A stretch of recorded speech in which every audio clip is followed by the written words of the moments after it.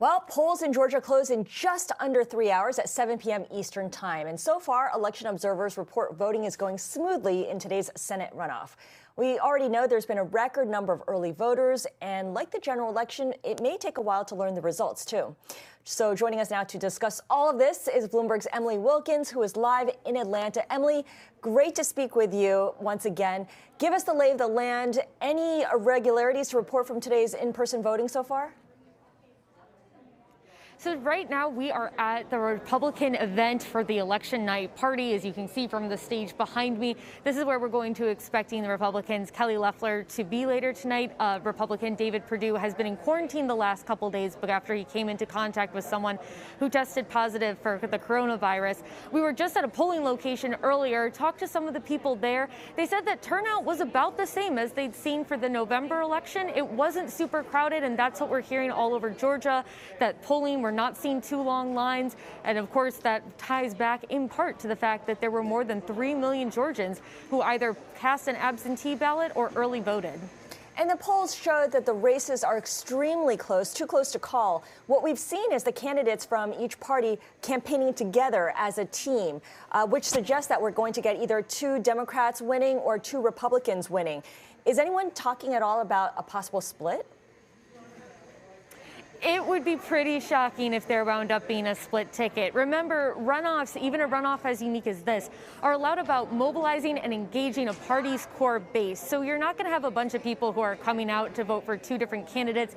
And you're right. I mean, basically the candidates on either side have very much aligned themselves with each other. So it would be a huge shock if there was going to be any sort of split between the 4 candidates. And of course, all this is critical because the stakes of this runoff are huge. Right? Whoever wins controls the Senate, and therefore determines whether we have a divided government or a unified government under the Democrats. Did the candidates frame this race, this election, in the same way, or did they campaign on local issues and on their voting records? You know, both campaigns made it very, very clear that the Senate is at stake here. This has sort of been the #1 thing that's come out again and again to really make sure that voters understand that it's not just their own representatives on the line. This election impacts all of America. There definitely has been discussion about local issues, but we have heard those national issues as well. Last night when he was here, Joe Biden touched on those $2,000 individual stimulus checks that weren't able to be passed. He said that if Georgians want to see those passed, they need to elect Democrats to the Senate today. I read comments from voters who are in favor of gridlock, right? They voted for Republican senators because a Democrat won the White House. Is this a fairly common sentiment? So we did see, particularly in the Atlanta area where I am now, a number of individuals who voted for Biden for president, but then voted for Republicans further down the ballot. And I think this speaks to that some Republicans aren't really happy with Trump as president, and they didn't want to see 4 more years of him. Then again, they also didn't want to give full control over Washington to the Democrats. They wanted some sort of balance in there. And so I think those voters are probably likely to come out and again support Republicans. But once again, we're going to have to wait to see when the polls close in 3 hours exactly how they voted. Yeah, and I'm glad you bring up President Trump because he and President-elect Joe Biden, of course, both held rallies yesterday in Georgia, in different places, of course. Did that impact turnout at all? Did that impact or sway voters in any way? I think both parties definitely hope that it did. I mean, the key word in this race has been turnout, turnout, turnout. That's why you saw Biden and Trump come down. That's why you saw Pence and Harris come down.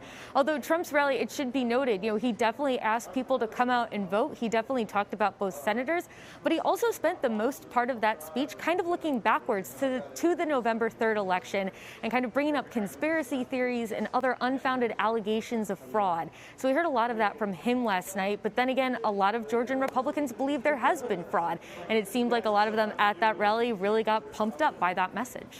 Yeah, those allegations of fraud have been pushed back by Georgia's top election officials.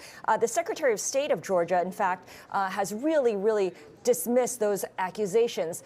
At the same time, he's made it clear that he thinks the results could be something we learn as early as Wednesday morning. If that's the case, does that mean that all the early votes and the mail-in ballots have been tallied and processed already? So what's happened with the absentee ballots is there's processing and then there's counting. The processing is basically making sure that signatures match, making sure that the person who voted is in fact a registered voter who can vote in the state of Georgia. But the counting hasn't begun yet. And of course, the question is, how long is that going to take? Remember, it took about 10 days during the general election for the networks to call it for Georgia. We're not expecting it to take that long this time, but we aren't expecting to have the results tonight. We're thinking that might take at least a couple days or perhaps optimistically tomorrow morning. Okay, so any time between tomorrow morning and a couple of days here. A final question to you, Emily. President Trump, of course, threw everything for a loop yesterday when we learned about his call with those Georgia election officials, and he was really digging for votes in his favor. Do we have any update on that? Have we heard the last of that phone call?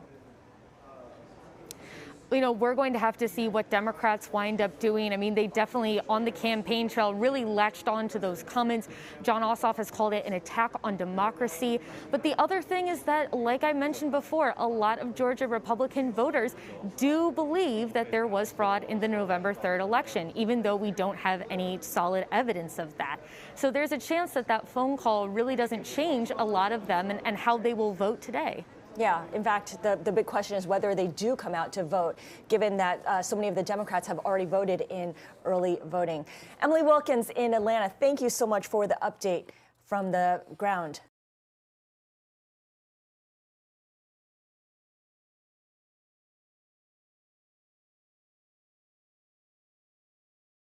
The biggest stories the moment they happen from around the globe. Subscribe to Bloomberg Quick Take now for insight in an instant.